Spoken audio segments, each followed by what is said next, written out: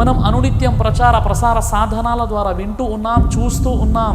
జలగలే జలధరించేలా రక్తాన్ని పీల్చేసే రాక్షసత్వం, నాగులే నమ్మలేని విధంగా పేగుల్ని పిసికేసే పైశాచికత్వ సంఘటనలు అనునిత్యం పునరావృతం అవుతూనే ఉన్నాయి.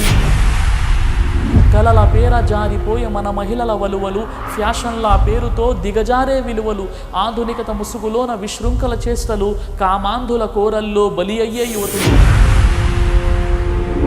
తాగుడు జూదాలు రాజ్యమేలుతున్నాయి, మాదక ద్రవ్యాలే మనిషినేలుతున్నాయి, దోపిడి దౌర్జన్యాలే నిత్య కృత్యమైనాయి, శాంతి స్నేహాలే కనుమరుగవుతున్నాయి. అక్రమాలు అవినీతి మన సమాజ దుస్థితి, స్వార్థము బంధు ప్రీతి రాజ్యమేలుతున్నాయి. నిజంగా చెప్పాలంటే ఆయన చెప్పిన 4-5 మాటల్లో ఆనంద బాష్పాలు కారాయి. నాకు నిజంగా చెప్తున్నాను, దిస్ ఇస్ అ వండర్. ఈరోజు మన దేవాలయాలు విస్తరించబడుతున్నాయి, కొత్తవి కూడా వెలుస్తూ ఉన్నాయి. ఏ ప్రార్థనా మందిరాన్ని చూసినా ఇసుక వేస్తే రాలని జనంతో కిటకిటలాడుతుంది. ఎటు చూసినా పూజా వ్రతాల కోలాహలం, అన్ని వైపుల ఆధ్యాత్మిక సంరంభం, సర్వత్రా ధార్మిక ప్రభంజనం. ఇంత జరుగుతున్నా వ్యక్తుల మనస్సులలో శాంతి లేదు, వ్యక్తిత్వాలలో నీతి లేదు, పరస్పర వ్యవహారాలలో త్యాగనిరతి లాంటి విలువలు మాత్రం అంకురించడం లేదు. ఎందుకు? రెహమాన్ గారికి నిజంగా మనస్ఫూర్తిగా నేను ఆయనకు అభినందిస్తున్నాను.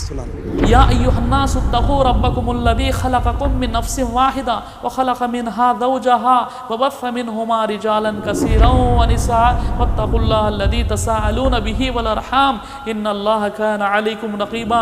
ఓ మానవులారా, మీ దైవానికి భయపడండి.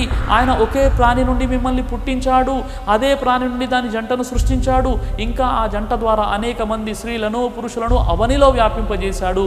ఏ దైవం పేరు చెప్పుకొని పరస్పరం మీరు మీ హక్కుల్ని కోరుకుంటారో ఆ దైవానికి భయపడండి. ప్రపంచ మానవులంతా కూడా ఒకే జంట సంతానం, వీరిలో ప్రవహించే రక్తం కూడా ఒక్కటే, వీరు పరస్పరం సహోదరులు అనేటటువంటి సత్యాన్ని, విశ్వ మానవ సౌభ్రాతృత్వ భావనను ఇస్లాం ధర్మం తెలియజేస్తుంది. సోదరులారా,